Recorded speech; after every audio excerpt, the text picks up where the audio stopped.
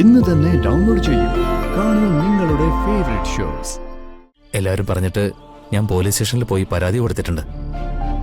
അവരന്വേഷിക്കാമെന്ന് പറഞ്ഞിട്ടുണ്ട്. സുഖമില്ലാത്ത ആളാ. എന്തെങ്കിലും കഴിച്ചിട്ടുണ്ടാവോ? ആരെങ്കിലും കൂടെയുണ്ടോ? ഒന്നും അറിയില്ലല്ലോ. ഏട്ടത്തിയിൽ കുറച്ച് പ്രശ്നങ്ങളൊക്കെ ഉണ്ട്. അത് ഏട്ടന് ഭംഗിയായിട്ട് കൈകാര്യം ചെയ്യാൻ പറ്റും. നമ്മൾ ഏട്ടനെ ഒന്ന് ഉപദേശിക്കണം. ഞാൻ പറയുന്നൊന്ന് കേൾക്ക്. ഏട്ടത്തിയുടെ ജീവിതത്തെക്കുറിച്ച് ഒന്നും ചിന്തിക്കണ്ട. ഏട്ടനെ കുറിച്ച് മാത്രം ചിന്തിക്ക്. അവരുടെ ജീവിതത്തിൽ സമാധാനം ഉണ്ടാവട്ടെ. നമുക്കിപ്പൊ തന്നെ ഏട്ടനെ കണ്ട് സംസാരിക്കാം. ശരി.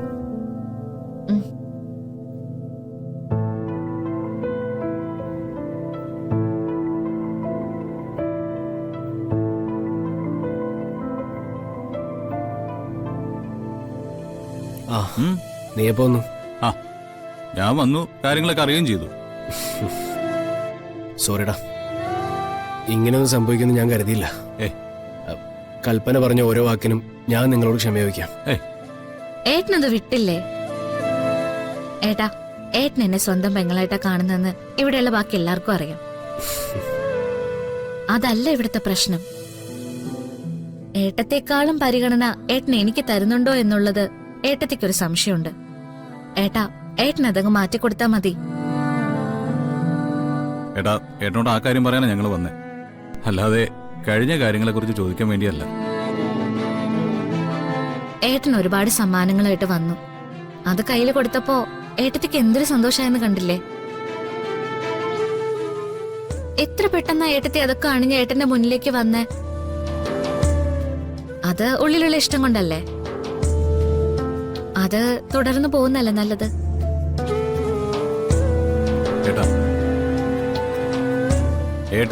ഏട്ടത്തിയുടെ ശീലങ്ങൾക്കനുസരിച്ച് ചില കാര്യങ്ങൾ പറഞ്ഞോട്ടെ. അതങ്ങ് കണ്ടില്ലെന്ന് അടിച്ചാ പോരെ? അതിനോടൊന്നും പ്രതികരിക്കാതിരുന്ന പോരെ? സത്യം പറഞ്ഞാ ഞാനും രാധികയും ഏട്ടനും ഏട്ടത്തിയും നല്ല രീതിയിലായിരുന്നാൽ നമ്മുടെ കുടുംബത്തിലെ എല്ലാവർക്കും നല്ല സന്തോഷമായേനെ.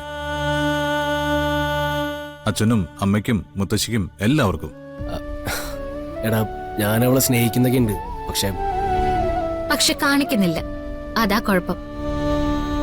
ഏട്ടാ, ഏട്ടത്തിയുടെ സ്വഭാവം വെച്ച് ഞാനൊരു കാര്യം പറയാം. ഏട്ടത്തിക്ക് എന്ത് കാര്യവും കൺമുന്നിൽ അത് കണ്ടേ പറ്റൂ. ഏട്ടത്തിയോട് ഏട്ടന് സ്നേഹം ഉണ്ടെങ്കിൽ ഏട്ടത്തിയോട് അത് കാണിക്കണം. അല്ലാതെ സ്നേഹം ഉണ്ടെന്ന് പറഞ്ഞ് അത് ഒളിച്ചു വെച്ചിട്ട് കാര്യമൊന്നുമില്ലല്ലോ. എന്നിട്ട് ചെറിയ വിട്ടുവീഴ്ചകളൊക്കെ ചെയ്ത് ഏട്ടത്തി ഒന്ന് കൊണ്ടു നടന്നു നോക്കിയേ. പതിയെ പതിയെ ഏട്ടത്തി പാവാവും.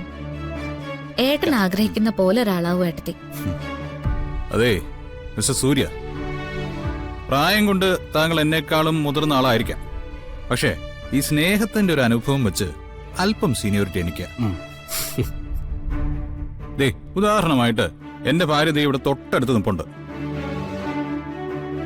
എനിക്ക് വേണമെങ്കിൽ ഈ കാര്യങ്ങളൊക്കെ കൈ കെട്ടി വളരെ ഗൗരവത്തോടെ ഏട്ടനോട് സംസാരിക്കാം. അല്ലാതെ ദേ ഇങ്ങനെ ചേർത്ത് പിടിക്കുമ്പോ ഇയാൾക്കുണ്ടാവുന്നൊരു ഫീലില്ലേ? എന്നിട്ട് വെറുതെ തമാശയൊക്കെ പറയുമ്പോ ഇതുപോലെയൊക്കെ ഒന്ന് കെട്ടിപ്പിടിച്ച് ഒന്ന് മാറി അതിൻ്റെ ഇടയിൽ ഓരോ കാര്യങ്ങൾ കൊണ്ടുവരാ. അതേട്ടാ, അനിയന്റെ ക്ലാസ് റൂമിൽ നിന്ന് കേട്ടതെല്ലാം കൂടി ചെയ്യണമെന്നൊന്നുമില്ല. കുറച്ചു മതി. ഏട്ടത്തോട് സംസാരിക്കുമ്പോ ഒരു ബഹളം ഉണ്ടാവില്ല എന്ന് ആദ്യമായിട്ട് മനസ്സിൽ ഉറപ്പിക്കണം. ഏട്ടത്തി പറയുന്ന ഓരോ വാക്കിനും ബഹളത്തിന് എന്തെങ്കിലും സാധ്യത ഉണ്ടെങ്കിൽ അതേട്ടൻ മനസ്സിൽ വെച്ച് തന്നെ നുള്ളിക്കളയണം. എന്നിട്ടേ പുറത്തേക്ക് പറയാവൂ. അതെ, കൂടുതൽ വിശേഷങ്ങളൊന്നുമില്ല. ഏട്ടൻ കൂടുതൽ റൊമാൻറ്റിക് ആവണം, അല്ലാതെ വേറൊന്നുമില്ല. അതേ പറഞ്ഞു വരുന്നേ. എടാ മതിയടാ മതി. രാധികെ, മോള് പറഞ്ഞ കാര്യങ്ങളൊക്കെ ഏട്ടന് മനസ്സിലായി. അങ്ങനെ നോക്കുമ്പോ ഏട്ടന്റെ ഭാഗത്തും ചില തെറ്റുകളൊക്കെ സംഭവിച്ചിട്ടുണ്ട്. തിരക്ക് പറഞ്ഞ് ഞാൻ പലതും ഒഴിവാക്കുന്ന കൂട്ടത്തില് സ്നേഹപ്രകടനങ്ങൾക്കൊന്നും വലിയ സ്ഥാനം ഞാൻ കണ്ടിട്ടില്ല. ഇനി അതൊക്കെ ഒന്ന് മാറ്റിയേക്കാം. ജീവിതം ഒരു വലിയ പരീക്ഷണമല്ലേ? അങ്ങനെ തന്നെ ആയിക്കോട്ടെ അല്ലേ? പിന്നല്ലാതെ ഏട്ടൻ വിചാരിച്ച നടക്കാത്ത കാര്യം എന്താ ഉള്ളേ? ഏട്ടൻ നോക്കിക്കോ, കുറച്ചു ദിവസത്തിനുള്ളില് ഏട്ടൻ ഞങ്ങളോട് തന്നെ പറയും ഏട്ടത്തി ഒരു പാവമാണെന്ന്. അങ്ങനൊരു 100% പ്രതീക്ഷയൊന്നും എനിക്കില്ല. പക്ഷെ ഒരു 100% ഞാൻ ട്രൈ ചെയ്യും. ആ ആഹാ അത് മതി. അതെ. എന്തെങ്കിലും സംശയം ഉണ്ടെങ്കിൽ ഇടയ്ക്കിടയ്ക്ക് ഞങ്ങളോട് ചോദിച്ചാൽ മതി. വേണ്ട വേണ്ട. എന്നിട്ട് അതിന്റെ പേരിൽ ഓരോ കോപ്രായത്തരങ്ങൾ കാണിക്കാനല്ലേ? അപ്പോ ജീവിതം ഒന്ന് പൊളിച്ചെഴുതാം അല്ലേ? ആ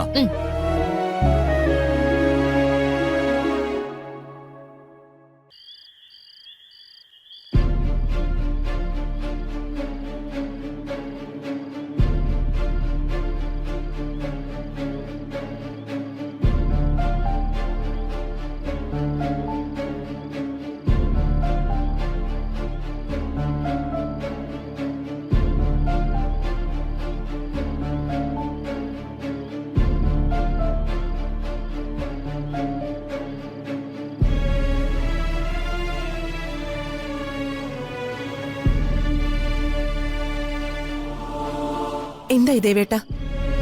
ചുറ്റുവട്ടത്തുള്ള ക്ഷേത്രങ്ങളൊക്കെ അന്വേഷിച്ചു. അവിടെ എങ്ങും ഇല്ല.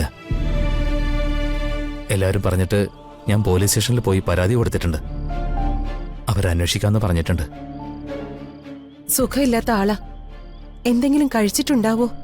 ആരെങ്കിലും കൂടെയുണ്ടോ? ഒന്നും അറിയില്ലല്ലോ.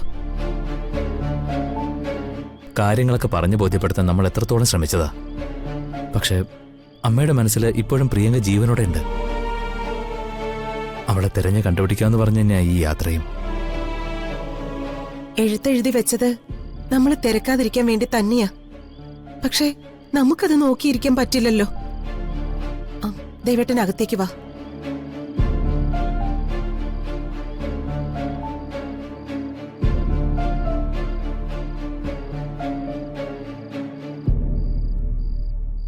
ദേവേട്ടൻ ഇന്നൊന്നും കഴിച്ചില്ലല്ലോ. ഭക്ഷണം എടുക്കട്ടെ ഞാൻ? വേണ്ട യശോദേ, വിശപ്പില്ല. താൻ കഴിച്ചോളൂ. ദേവേട്ടന് വേണ്ടെങ്കിൽ എനിക്കും വേണ്ട. പലരെയും ഞാൻ കണ്ടിട്ടുണ്ട്. വയസ്സായ മാതാപിതാക്കളെ വേണ്ട രീതിയിൽ പരിരക്ഷിക്കാത്ത ആളുകളെ.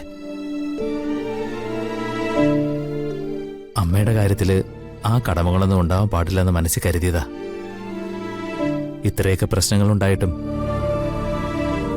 അമ്മയോട് ക്ഷമിക്കാവുന്നതിന്റെ പരമാവധി ക്ഷമിച്ചു. പക്ഷെ അവസാനം ഇങ്ങനെ തന്നെയായി. നമ്മളൊന്നും കരുതിക്കുട്ടി ചെയ്തതല്ലല്ലോ ദേവേട്ട. അമ്മ എഴുതി വെച്ചതുപോലെ ദൂരെ ഏതെങ്കിലും ക്ഷേത്രത്തിലേക്കാ പോയതെങ്കിൽ അമ്മയ്ക്ക് അങ്ങനെ മനസമാധാനം കിട്ടട്ടെ എന്ന് നമുക്ക് പ്രാർത്ഥിക്കാം. ഒന്ന് കഴിയുമ്പോ മറ്റൊന്ന്. പ്രശ്നങ്ങൾ ഒഴിഞ്ഞ സമയമില്ല. എന്താ യശോദേ, നമ്മുടെ ജന്മം ഇങ്ങനെ ആയിപ്പോയത്? എത്ര കാലമായി നമ്മൾ ഈ ഭാരം ചുമക്കാൻ തുടങ്ങിയിട്ട്? ചില നേരത്തെ ഓർക്കുമ്പോ തളർന്നു പോവുക.